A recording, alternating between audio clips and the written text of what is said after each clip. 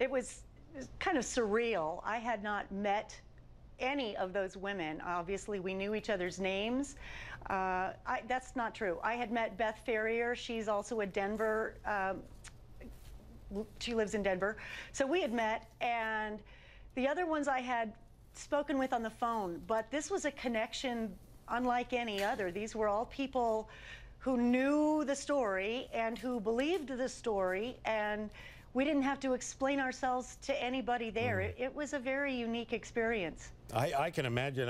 Your story, of course, so tragically similar to so many of the others. I mean, you say Cosby offered to mentor you as a young model. You travelled to Nevada in his hotel. You were drugged and sexually assaulted, you say, and had little memory of it. And as you say, so many women tell very similar stories. Was it somehow, I don't know, cathartic in a way to be with those women? There's no such thing as closure to sexual assault, but you know what I mean. Was it cathartic in any way? There was a cathartic emphasis there. All of us knowing that we had each other's back.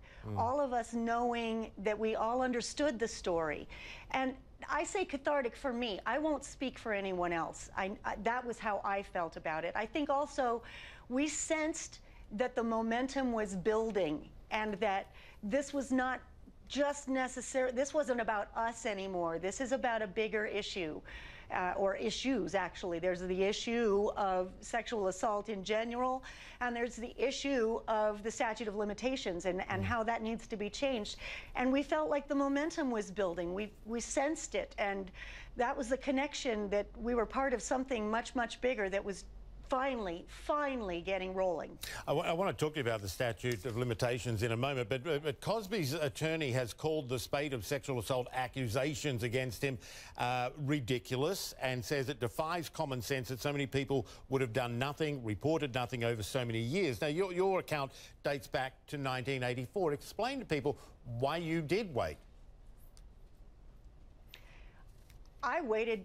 I didn't wait. I got on with my life. I wasn't going to give him one more moment of my time or of my energy. Now, that, again, is my story. Different women will have different answers to that question. But my life went on according to my plan, and I wasn't going to have him be changing the direction I wanted my life to go. But why didn't you report it? Because, I mean, and a lot of the women have said you couldn't take on Cosby, my word against his. What was your reason for that? Absolutely, you can't take on Goliath. My reasoning was, number one, my agent had set this whole thing up. I now know that the same agent set up at least 3 of us, and probably more. There was no way to go to her and say what had happened. She would probably dump us from her agency. Now, that doesn't sound bad in retrospect, but at the time, when the agent is your livelihood, having them dump you and possibly blackball you is the end of my career. So why would I go to my agent? The other thing was my parents, I was 24 years old, my parents were part of it. I didn't want them being part of this horror. I wanted to shelter my parents, as strange as that may sound. No, that doesn't sound strange. When I heard... No, that doesn't sound strange at all. But carry on, finish your point there, yeah. When I heard that the women came out in, the fall of last year, and once again, no one is believing them. They're being labeled, you know, hookers, gold diggers, out for the attention, out for the money. I thought, I need to come forward. I just want them to know there's another one out here who believes them, who gets it, who knows they're telling the truth. And that's why I decided I was going to go public. At the same time, I thought my parents didn't know. 30 years later, I didn't know they knew. And as a whole bunch of strange coincidental things came about in January, I learned my parents have always known. Apparently, I called them from Reno and told them that something had happened that was amiss, but it was okay. And it was never spoken of again.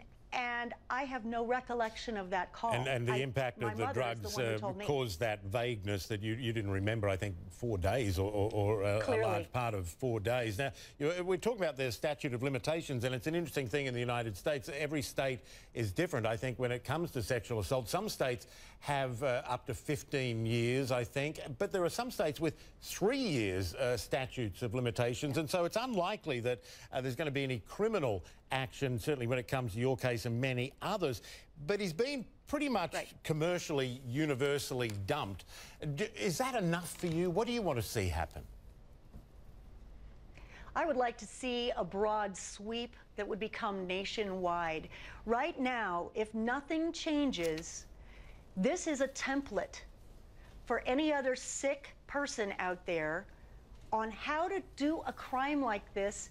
And essentially, Cosby is a brilliant predator. He's camouflaged just like predators are in nature. And he found a way to commit crime and leave no trace. We can't even testify because there are so many blank spots in our memories. So he found this way, and if we don't change it, you know there are others who will copy this crime.